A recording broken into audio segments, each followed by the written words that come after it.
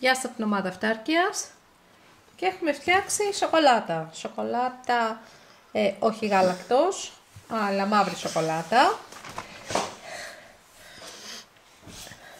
Έχει έντονη τη γεύση από το κακάο, είναι όσο γλυκιά χρειάζεται.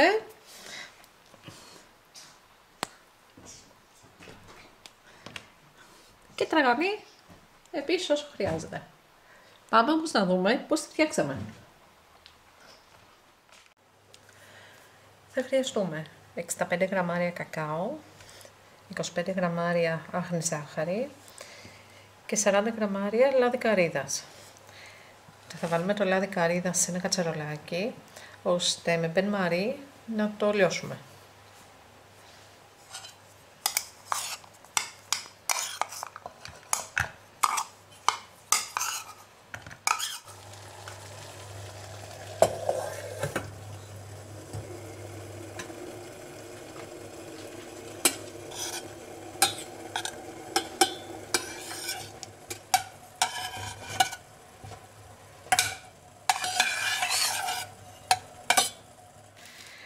Το λάδι έχει λιώσει και τώρα χρησιμοποιώντας ένα μικρό κόσκινο ή ένα σουρωτήρι απλώς θα κοσκινήσουμε, θα ρίξουμε μέσα το κακάο και την ζάχαρη.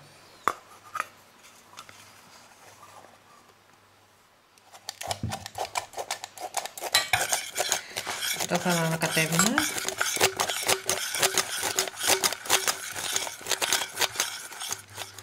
Στη συνέχεια θα βάλουμε πάλι το κατσαρολάκι στο μπεν μαρί και ανακατεύουμε μέχρι το μείγμα μας να γίνει λίο. Η σοκολάτα μας είναι σχεδόν έτοιμη. Τώρα μένει να τη στρώσουμε. Αν δεν κάνουμε το στρώσιμο της σοκολάτας, η σοκολάτα μας θα βγει πιο θαμπή. Δεν θα είναι δηλαδή τόσο γυαλιστερή όσο έχουμε μάθει τις σοκολάτες, γιατί θα διαχωριστεί το βούτυρο από το κακάο.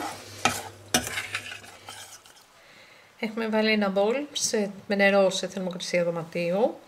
Εδώ μέσα θα τοποθετήσουμε το κατσαρολάκι και θα ανακατεύουμε τη σοκολάτα μετρώντας συνεχώς τη θερμοκρασία της μέχρι η θερμοκρασία να φτάσει στους 30 με 31 βαθμούς.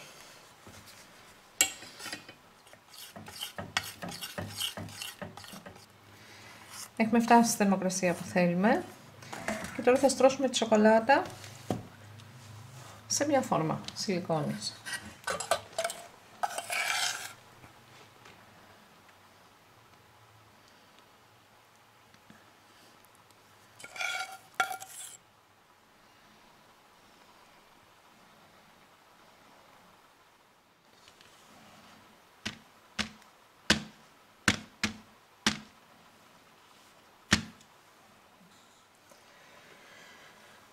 Στη συνέχεια θα τη βάλουμε στο ψυγείο για τουλάχιστον 5 ώρες, ώστε να κρυώσει καλά.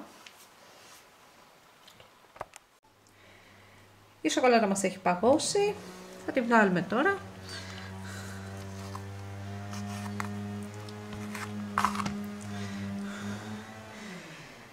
Αυτό το καφέ που βλέπουμε στο κέντρο σημαίνει ότι δεν μας έστρωσε καλά η σοκολάτα.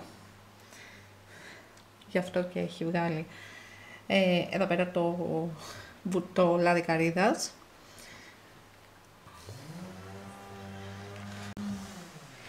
Σε άλλη που κάναμε, βλέπουμε ότι μας έχει στρώσει πολύ ωραία η σοκολάτα, είναι γυαλιστερή.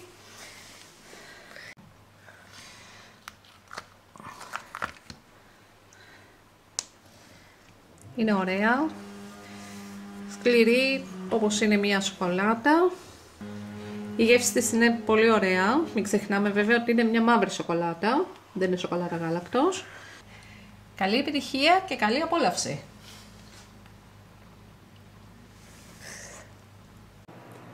Και μην ξεχάσετε να κάνετε εγγραφή στο κανάλι μας και να πατήσετε και το καμπανάκι ώστε να ενημερώνεστε πάντα πρώτοι κάθε φορά που ανεβαίνει ένα βιντεάκι στο κανάλι μας.